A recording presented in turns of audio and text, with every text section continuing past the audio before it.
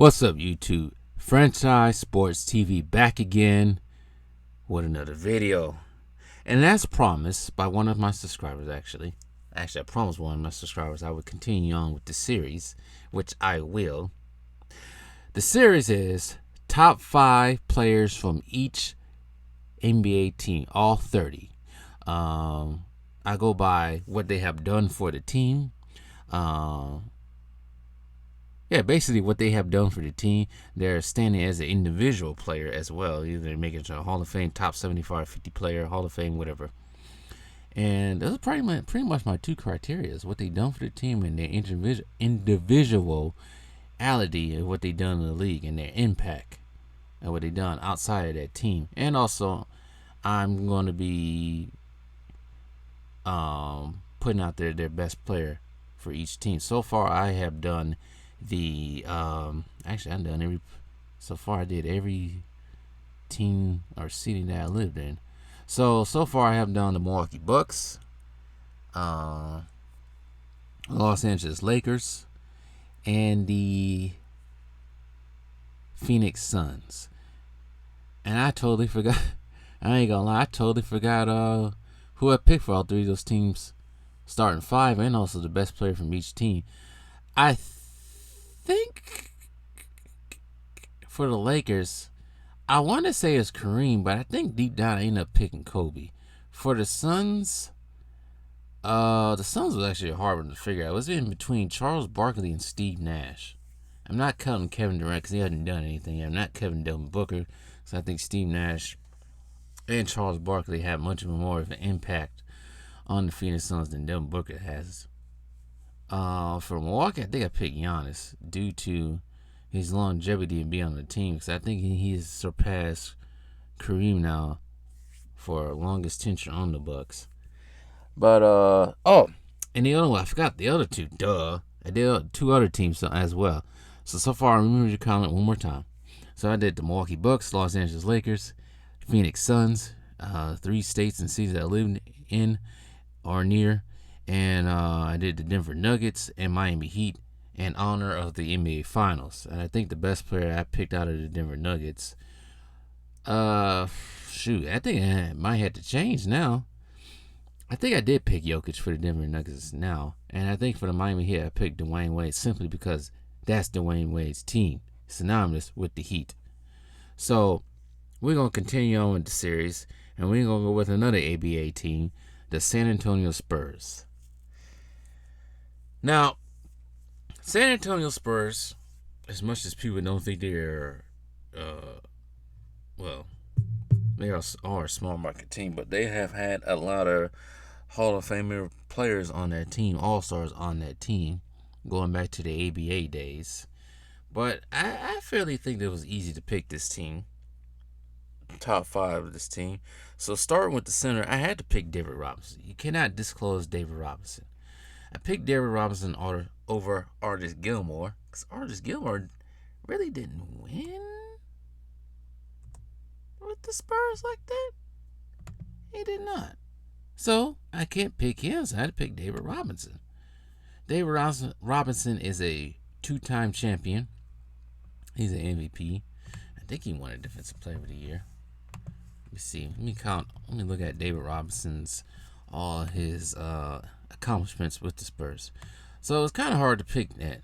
David Robinson played from 1989 to 2003 on the San Antonio Spurs, 2-time NBA champion, MVP in 95, 10-time All-Star, 4-time first team All-NBA, 2-time All-NBA second team, 4-time All-NBA third team.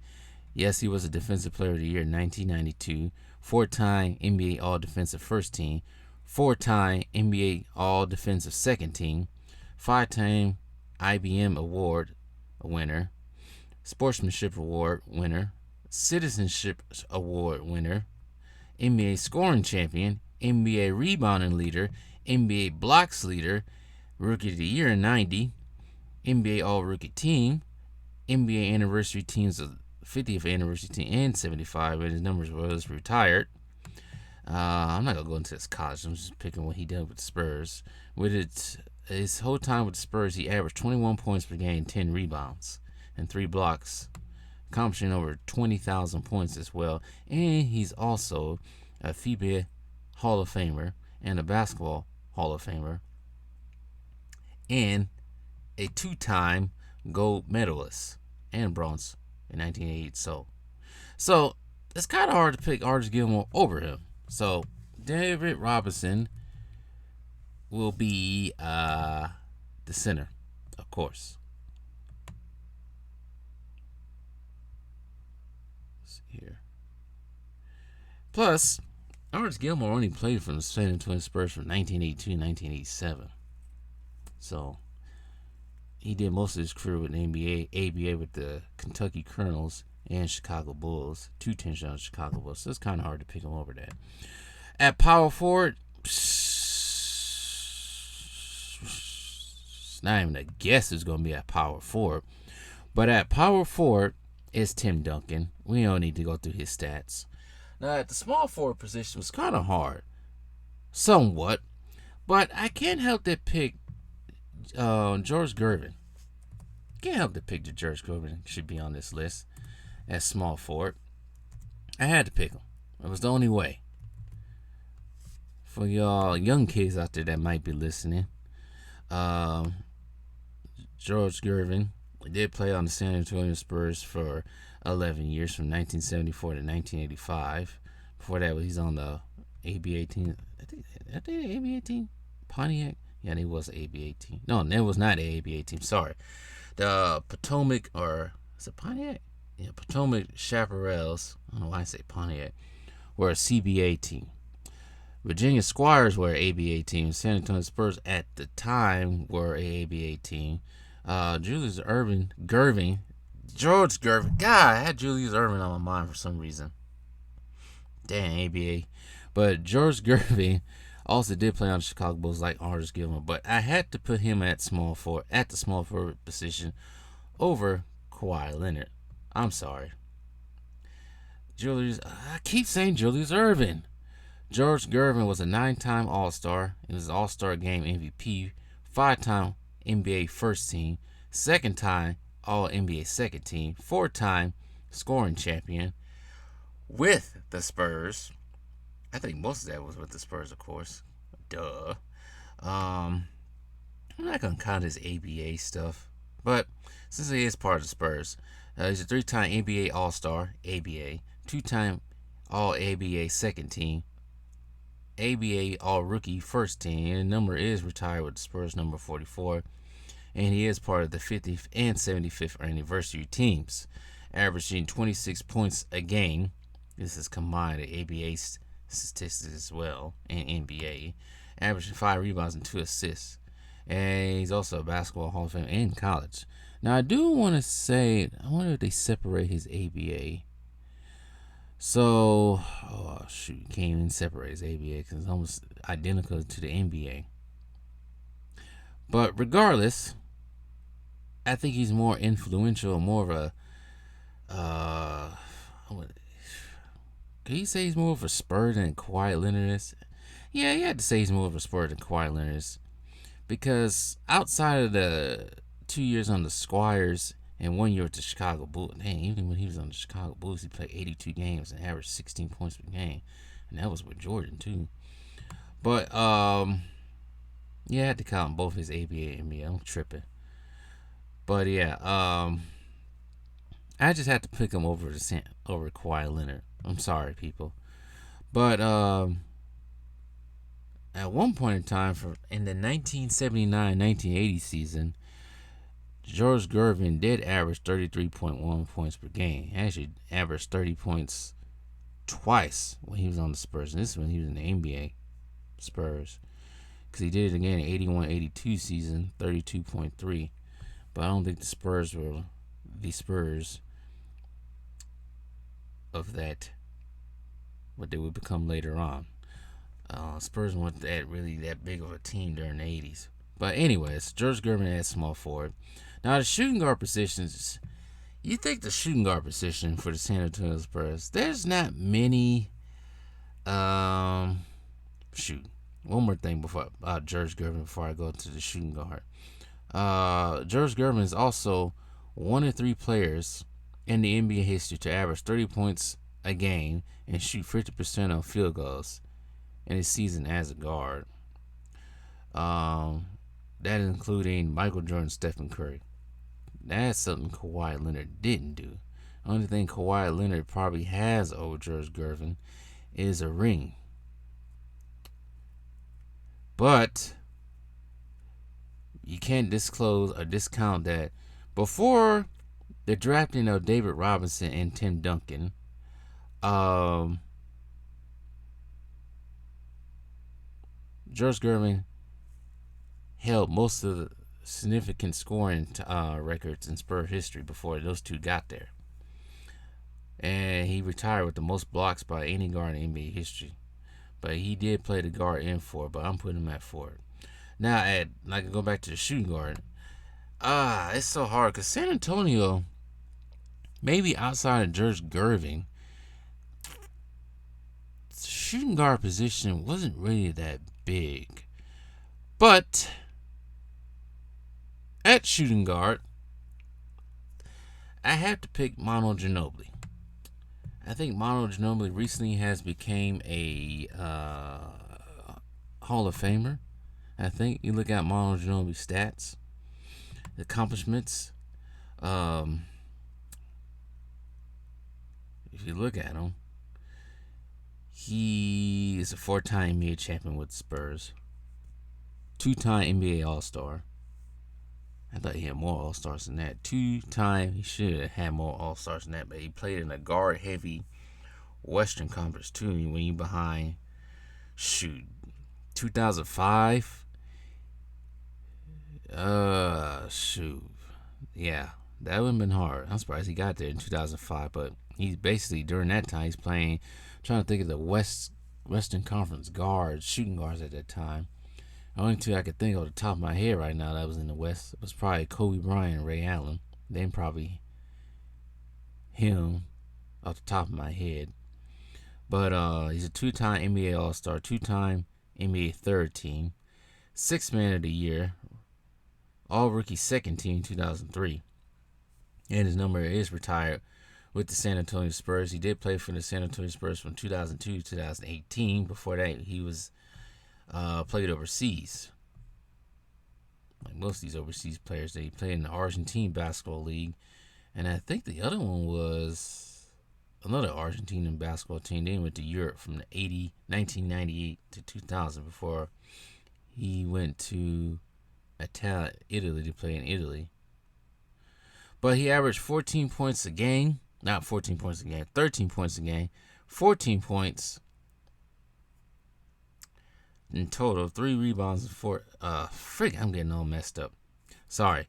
He averaged 13 points a game and a total of 14,000 points altogether, 3,000 rebounds at 3.5 rebounds a game, and 4,000 assists at 3.8 assists per game. And like I say, he just became a Hall of Famer, I think, last year. And he was very big during those San Antonio runs. Can't discount that. He's also a gold medalist in the 2004 Olympics in Athens. He got bronze in 2008 in Beijing, but you just can't discount Manu Ginobili. He hustled hard. He played hard. It's like he had a motor that just wouldn't stop. He did flop a little. I ain't gonna disclose that, but he was big during them years. Each year they won. So I had to put him at shooting guard. I'm sorry. At point guard, and no other than Tony Parker. Who else you gonna put at point guard for the Spurs? Tony Parker should have been, as I thought Tony Parker should have been a 75 on the 75 anniversary team.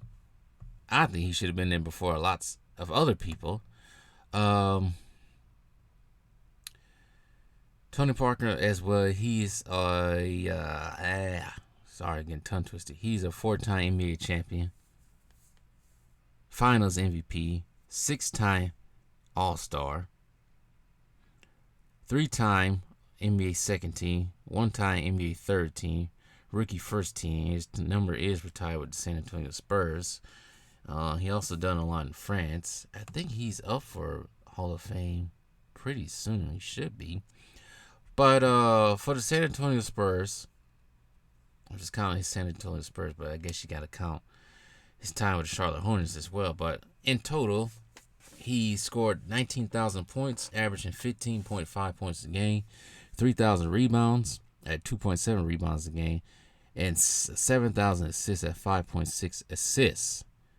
Tony Parker was big in those 4 championships. He was a slasher.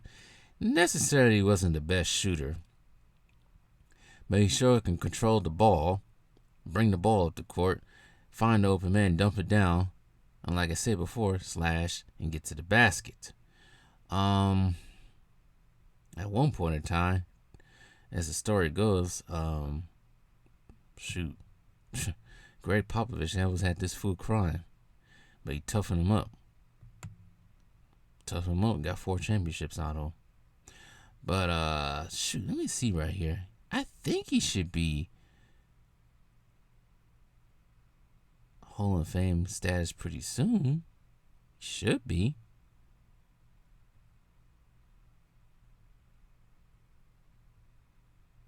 I don't know. I think he should be this year. He should be in Hall of Fame. Like I said, he should be in Hall of Fame. He should have been on that 75 anniversary team before some other people as well. For the San Antonio, he's the all-time leader in assists for them. Let's see here. I didn't count that. But yeah, he leads the team in assists all time. So it's not really saying much because his assists are actually 7,000 assists. So yeah, he's the leader right now. I don't think that's gonna be passed anytime soon because a lot of people stay down in San Antonio. But anyways, that's rounding up the starting 5, all-time starting 5 for the San Antonio Spurs. Now, the best player who ever played for the San Antonio Spurs is no other than Tim Duncan. You cannot disagree with that. You look at Tim Duncan, what he has accomplished with being on one team, and most of these guys, with the exception of George Gervin and Tony Parker, most of these people, 3 others, spent their whole entire time with the Spurs.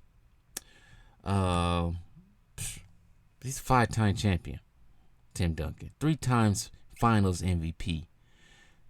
2-time Most Valuable Player. 15-time NBA All-Star. All-Star MVP. 10-time first team. 3-time second team. 2-time third team All-NBA. 8-time NBA All-Defensive first team. 7-time All-Defensive second team. Rookie of the Year. Rookie first team. Teammate of the Year. Number retired by the San Antonio Spurs. USA Basketball Mad Athlete of the Year 2003. Sports Illustrated Sportsman of the Year 2003. IBM Award winner 2002. 75 anniversary team. And he did a lot in college too. 26,000 point scorer, averaging 19 points a game. 15,000 rebounds, averaging 10.8 rebounds. And 4,000 assists at 3.0 assists. And like I said, he is a Hall of Famer and college basketball Hall of Famer. Olympic-wise, he got a bronze in Athens, in that sorry-ass Athens team they had. But there's nothing really much you can say about Tim Duncan. I consider him being top 5. I think most people consider him the best power forward, the big fundamental, is the best power forward of all time. Like I said, I have him in my top 5. His game may have been boring, but his game got it done. And got it done. He should have, in reality, Tim Duncan should have 6 rings. If it wasn't for Greg Popovich taking him out and Chris Bosh able to get that rebound to pass it to Ray Allen and Ray Allen making that shot, he would have 6 rings. Think about it. Actually, think about it. He should have more than that. But I know no doubt that Tim Duncan and the San Antonio Spurs should have 6 rings. But anyways, that is my list for the top 5 all time, or roster top, or starting 5 all time for the San Antonio Spurs and their best player ever to grace their court. So there will be more of these. I got more teams on the way. It's going to take a little bit more time because I got to actually figure out all these teams, especially when you get to these ABA teams, or not NBA teams. Because I did 2 ABA teams now with the Spurs and Denver Nuggets. And I still got 2 more with the Brooklyn Nets and the Pacers. So it's going to take a little bit more time, a little bit more dedication to figure out. I figured this one would be a little bit easier. So tell me what you